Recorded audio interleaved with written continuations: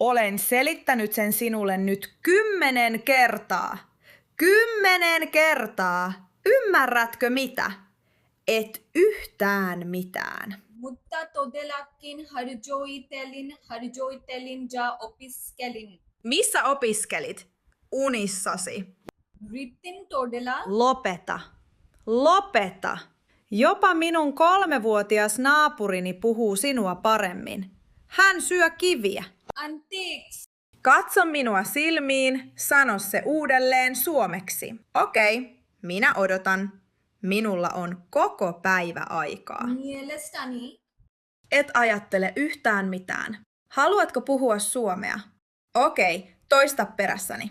Lopetan hölynpölyn kuuntelun. Lopetan holinpollien ottamisen. Liian hidas on hyvästä. Sulje muistikirjasi ja mene juomaan vettä. Aion ottaa torkut, olet väsyttänyt minut.